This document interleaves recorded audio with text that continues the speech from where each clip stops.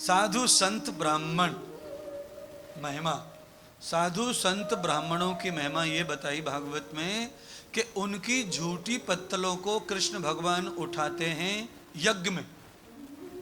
दुनिया का कोई भी यज्ञ हो, ब्राह्मण साधु का झूठा भोजन, झूठी पत्तल मिल जाए तो हमें उठानी, सेवा करनी चाहिए। दौड़ के भागो, दौड़ के सेवा। क्या होता है उससे?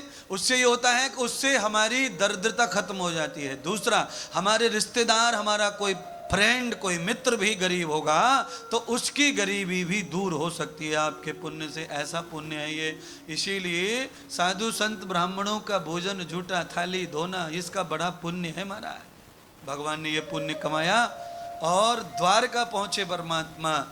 अपने इसी पुण्य से भगवान ने अपने सुदामा मित्र का कल्याण किया और सुदामा का कल्याण करके भगवान ने फिर उद्धव जी का कल्याण किया। उद्धव जी को दत्त भगवान के 24 गुरुओं की कथा सुनाई। 24 गुरुओं की कथा सुनाकर उद्धव भगत बने अंतिम समय।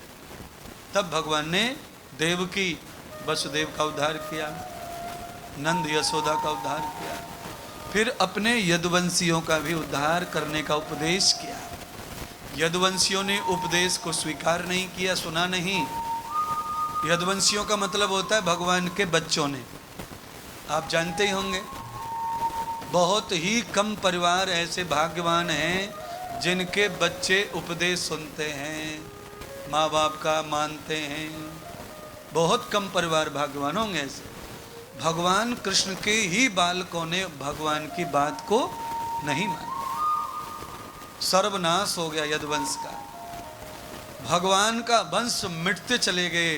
तब भगवान ने फिर वंश को बचाने का प्रयोजन किया। अंतिम समय परमात्मा कुरुक्षेत्र के मैदान में चले गए और वहां से अदृश्य होकर जंगल में लापता हो गए। परमात्मा ने अपने शरीर को त्यागने का नियोजन कर लिया।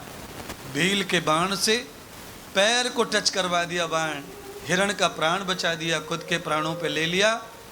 तभी प्रभु शरीर छोड़ते हैं, चतुर्भुज रूप धारण करके वैकुंठ चले जाते हैं। और कृष्ण का जो रूप है, सारी दुनिया रोने लगी भगवान के जाने से। तो भगवान सबको समझाने लगे, अरे कोई मत रो, मैं धरती छोड़ के कभी नहीं जाऊंगा। अरे सरस्वती के तट पर भगवान व्यास मेरा अंश है, वो भागवत की रचना कर रहे हैं। मैं कृष्ण के रूप में हमेशा तुम्हारे पास ही रहूंगा। मैं भागवत में जाकर समाहित हो जा रहा हूँ।